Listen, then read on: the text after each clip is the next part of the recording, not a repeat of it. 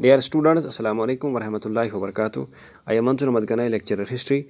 Our today's topic for 12th class students of history subject is describe the life of forest dwellers in 16th and 17th centuries during the time of Mughals. Or in other words, we can say in this question we have to discuss the life of the forest dwellers and how the life of the people in forests is transformed in 16th and 17th centuries. Dear students, during the time of Mughals, there were a lots of villages where the maximum population lived. There were also towns and cities where people also lived. But there were some people who lived in forests during the time of Mughals. And the people who lived in forests were known as forest dwellers. The important features of the life of these forest dwellers can be discussed as under. Number 1. Forests were called the jungle and forest dwellers were known as jungli.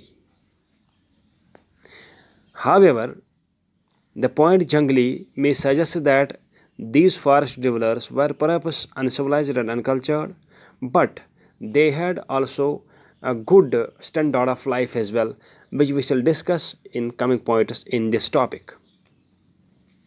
Number 1. Number 2.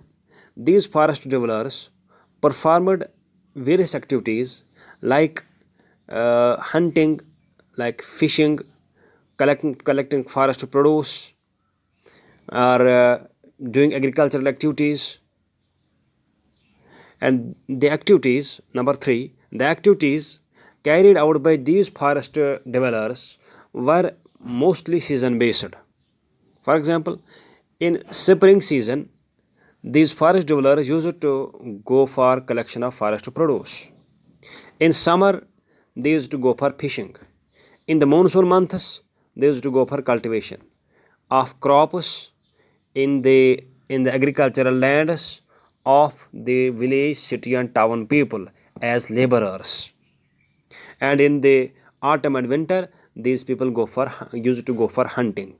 So we mean to say that's why we said that the activities carried out by these forest people were mostly season based. This restricted to particular seasons. Number 4.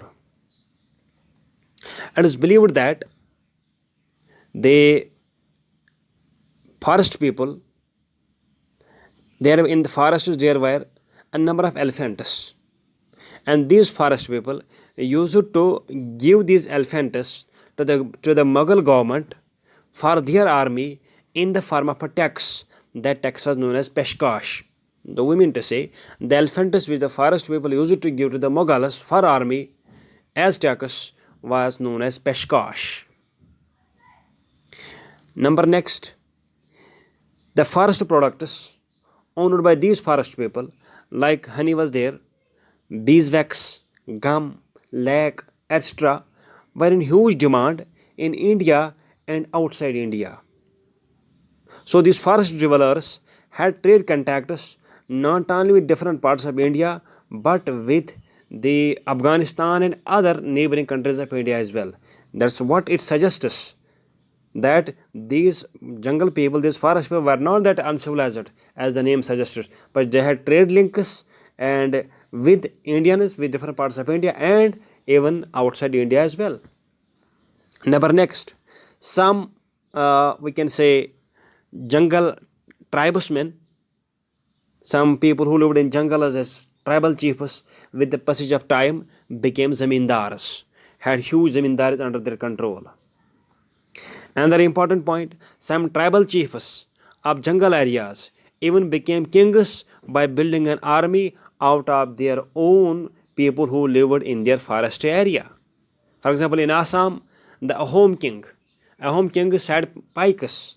Pikes means those people who rendered military service to these Ahom kings in exchange for land. Means land was given to these people, and these people performed military activities for Ahom kings in the areas of Assam. So here we mean to say that the forest people were not only the people who lived just as jungly or uncivilized, but with the passage of time, these lifestyle and the activities of life also transformed and progressed with the passage of time. Thank you.